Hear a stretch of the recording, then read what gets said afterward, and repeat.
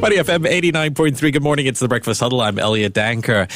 National Day rally speech on Sunday, where Prime Minister Hsien Loong said that with the COVID-19 outbreak under control, it is time for Singapore to refocus on the future.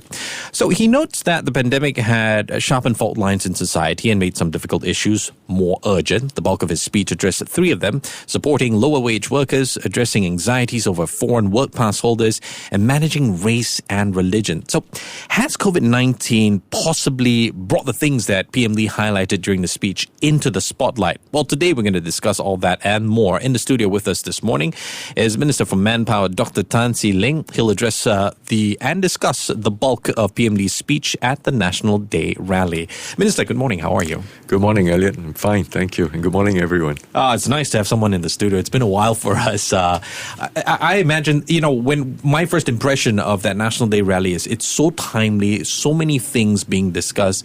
And one of it was a highlight on the progressive wage model concept. This was introduced by MOM back in June 2012. Prime Minister Hsien Loong on Sunday announced that progressive wages will be extended to more sectors, starting with retail, later food services, waste management.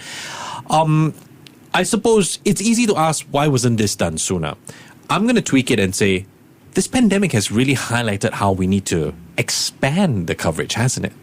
Well, yes, I think you're right. One of the most important thing that everybody sort of has to understand is that uplifting low-wage workers has always been one of those core area of focus that the government has always been looking into. And in fact, if you look at the speed at which PM has announced over the National Day rally itself, this is not something that was thought through overnight. This has been the result of months and in fact years of first conceptualizing it, articulating it, conceptualizing it, planning it, and then articulating it at the National Day rally.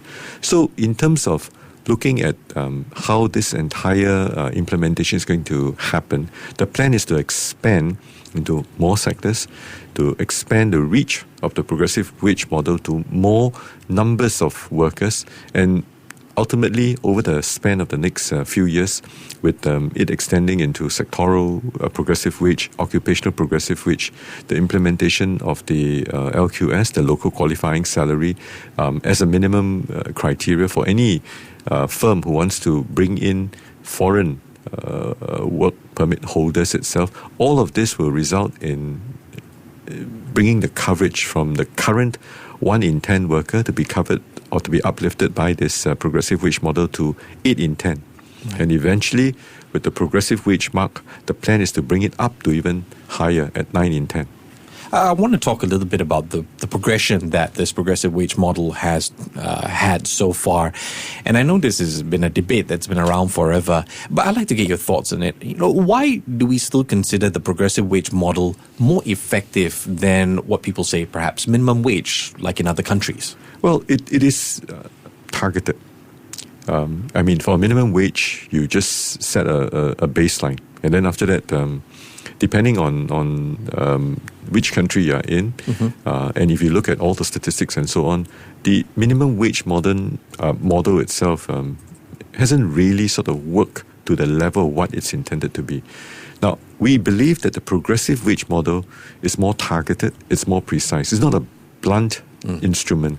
So, ostensibly, in a period of a huge crisis like what we have just gone through, there are multiple sectors. There's still many sectors that are quite badly affected. Aviation, hospitality, tourism. Now, can you imagine if we put this minimum wage across the entire industry, they're going to be affected very, very adversely. And we're going to face significant pushbacks from them. So the progressive wage model targets those sectors that can have the ability to uplift the low-wage workers and to allow them to go first. And that's the reason why, when we have this tripartite work group in working and gathering feedback and support, we've got quite solid support from all of the different sectors of the industries that we've reached out to. Yeah. Our government is also set to introduce a scheme to recognize and accredit companies that pay workers progressive wages. Yes. So it works on both ends in that sense to create that ecosystem. Let's talk about the need to introduce this, and I think more importantly, how can companies and businesses benefit from this scheme? Well, I think that first and foremost, there are multiple support schemes, whether it is from the level of jobs redesign, industry transformation roadmaps, and various consultancy services, including even helping companies to, first and foremost, digitalize, to innovate, and to raise their productivity. Now, ostensibly, there's some low-wage workers, the segments that they work in, they would reach a plateau very quickly in terms of the ability to upgrade the productivity. Yeah. And in these sectors itself, we think that the wage growth will outpace productivity growth. And we understand that. So in the interim, government will provide transitional support. Now, then what we have done is that we've also gone out to do fairly extensive surveys, and we found that about more than 60% of, more than 80% of people, generally consumers, retailers and so on, they are actually either supportive or indifferent to the fact that they may have to pay a bit more. Okay. And 61% of these people whom we surveyed felt that they would pay more if there's a way of making sure that the companies recognize these low-wage workers and pay whatever the higher payments made by these consumers directly to the workers. So as a result of that, we decided that for companies that engage in these practices, let's recognize them by giving them the progressive wage mark. And government will take the lead by making sure that when we procure services, we will give preferential procurement rights to companies with this progressive wage mark. That's how we separate them out from the rest. So with this, we believe that in the years ahead, we can actually bring up where the progressive wage model is targeted to cover over the next couple of years to 82%, right up to even 94%. In some ways, it's a bit of a catalyst/acceleration process. That's right, yeah. So, I mean, it's a positive nudge in the right direction. And we all believe that, I think for society, the compact to continue to be built on, we really have to make sure that we take care of our bottom 20%, wage rise. And we hope that as a result of these measures, the bottom 20%, the wage growth will outpace that of the median to narrow the gap between the B20 and the median. Dr. Tan, we're going to move on to how MOM is going to look at, the issue of work benefits and welfare needs of delivery workers. There has been criticism of a lack of basic job protection for delivery workers. They work on online platforms and that's continued to grow. Why now to tackle this problem? And I'm speculating it's because, COVID has had a bit of an extended stay in that sense. Well, I think this is one of the areas that we watch very closely, and we've been constantly monitoring them. To say that they have no benefits today, I don't think it's accurate as well. In fact, many of them do have workfare support, and there was a fairly successful attempt to craft some form of protection in terms of their healthcare, particularly when they fall ill. So there is a healthcare insurance that covers them when they're ill and they're out of work. There's some form of insurance that is paid out.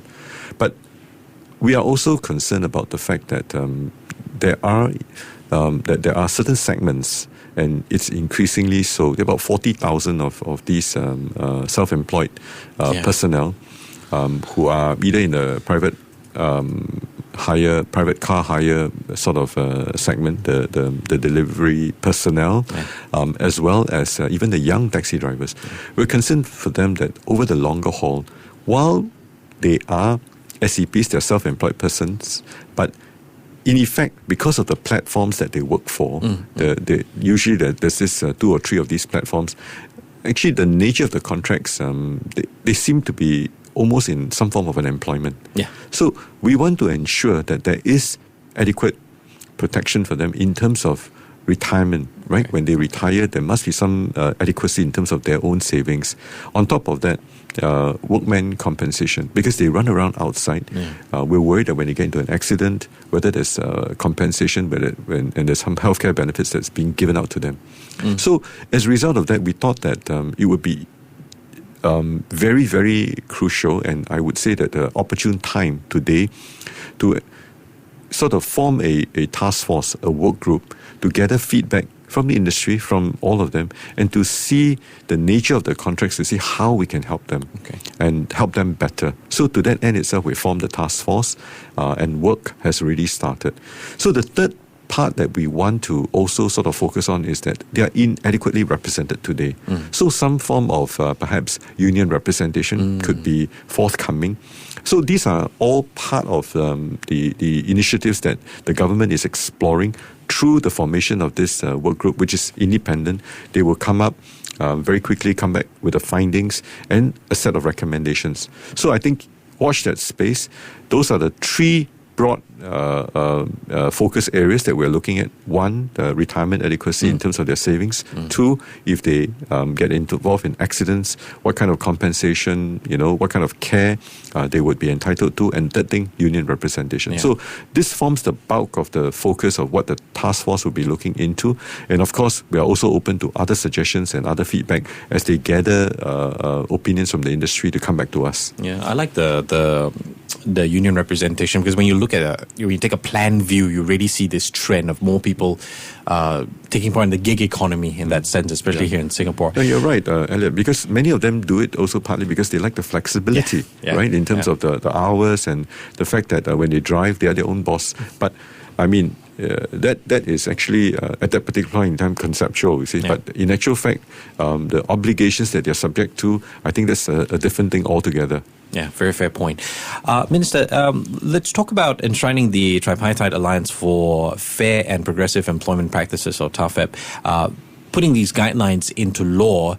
According to PM Lee, this is going to be a major move. The question is this a signal that, we know that Singapore will not tolerate discrimination. Yes. We always have that fear of the law. But now it seems that we have to really highlight it and put these guidelines into place because of how COVID has brought up, let's call it a broad frustration among some people.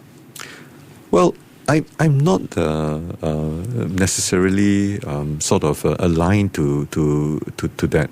Okay. Ostensibly, we know that there are frustration, and there are angst and there are anxieties. Sure.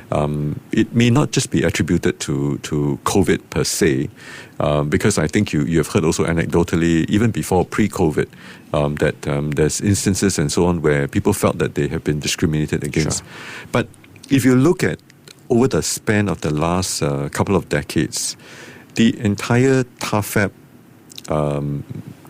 together with the Fair Consideration Framework, and also the TADEM, which is the Tripartite Alliance for Dispute Management, have all worked pretty well. If you look at some statistics, for instance, our women in the workforce, yes, the elderly in the workforce, these are two big groups that we are trying to make sure that they are not discriminated against. When you stack it up against the other OECD companies, actually we stacked up pretty well, right? So obviously, it's not that this is like a festering problem that requires a very, very heavy hand or some form of a very urgent action. But as we pivot, as we have pulled back as a result of this pandemic, and as we now want to go out again, as we encourage build back better, as we encourage industry transformation, as we encourage innovation and so on, we also want to make sure that we reinforce and we protect our Singaporean core. So by transferring the guidelines into legislation itself, it would provide enforcement powers. It would provide the entire structure more teeth for them to take and nudge egregious firms and stop them from continuing their some of these activities that they've done. So it is not meant to be a dampener. In fact, if anything at all, it reinforces the integrity, the credibility, as well as the transparent and the arm's length nature of what this entire workplace fairness is going to be moving forward. So we don't envisage that businesses will change because the vast majority of the companies that have invested here or that have set up here do not engage in this kind of discriminatory practices. If anything at all, it serves to put a very solid mark generally across the world that this is a country that we are open, we are transparent, we are fair, and we have laws to protect that fairness. Always good to highlight that, and that's a very fair point. I would like to ask though, when you have these enforcements put in place, do we need to be concerned that people will look at the enforcement first and we might fall short where education is concerned? Take, for example, from November, Muslim nurses in the healthcare sector allowed to wear tudongs with their uniforms. I should be educated about that versus, oh no, it's a law, don't say anything, you might get into trouble. I mean, what are your thoughts on this? Should we remember the educational aspects of this? Certainly. And Elliot, I think you have very elegantly and accurately described the entire process. There will always be a lot of interactive consultations, discussions with various groups involved in this thing.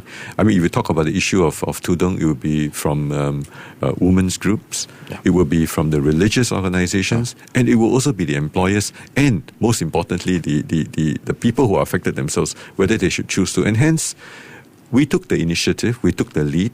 In the public sector, hospitals itself, MOH has come up to say that nurses are allowed to wear the tudong. But clearly, our Muslim nurses have a choice. If you work in certain special environments, for instance, if you work in where it is at risk, for instance, if you work in institutions where patients are violent, then you need to make sure that your tudong doesn't, sort of in any way compromise it. If they pull your safety and your safety part of it. Yeah. For instance, if you go into areas which require very high level of cleanliness in operating rooms, in your intensive care units, and so on and so forth, you have that flexibility, right? I think those are the important points. And what we want to achieve at the end of the day is a tolerant society. And I think that is the fundamental sort of base of where we are starting from. Yeah, people like to know that they have a choice in that sense. Yes. Okay, we've got time to squeeze in one more question, and this is a pretty important one. The criteria for EP and S passes will continue to be tightened over time. So all employees here in Singapore should have fair treatment at the workplace. At the end of the day, in your opinion, do you think this will help deal with the anxieties over job competition? I know there's a lot of encouragement, upgrade yourself. I'm personally getting myself upgraded as well because of the landscape and the time that we're in. What are your thoughts on this? Well, we are at the global crossroads. And I mean, we're all Singaporeans. We all know our problem of a rapidly aging population. Our dropping fertility rates, which if I may borrow your station, it's actually quite dismal. We're trying to encourage everyone to have more kids. So whether we like it or not, for us to continue to live long and prosper, we will need to be open. Now, the key thing is to make sure that we are able to imbibe in the best of the best globally. So the raising of the qualifying criteria in terms of the salaries for the S-Pass and the E-Pass holders is designed specifically and very, very precisely aimed at bringing in the best talent here. And obviously there's also a graduated scale upwards. So, on that criteria that we put up, that's the minimum level that they come in. That's the entry level. And of course, with the level of seniority, there will be an upward revision of those rates itself. So it's a table, and it will be sort of gradually moved upwards. Now, likewise, we will continue to upskill, reskill our local population as well to make sure that we can keep abreast of all of these developments and change and stay ahead of the curve. So at the end of the day, what we want to do is to be a highly innovative society, always be very nimble and receptive to change, because that is the only constant, and to always stay ahead of the curve. Because we are not a natural hub, whether we like it or not. The sea lanes, it takes a lot of effort for all of us to come together, to bind together, to band together and create that future, not just for ourselves, but for our future generations. Yeah. Toughest job in the world, finding that balance as well. We've been speaking with Minister for Manpower, Dr Tan See Leng, this morning. Dr. Tan, thank you so much for your time today. Thank you. Take care and stay safe. Thank you.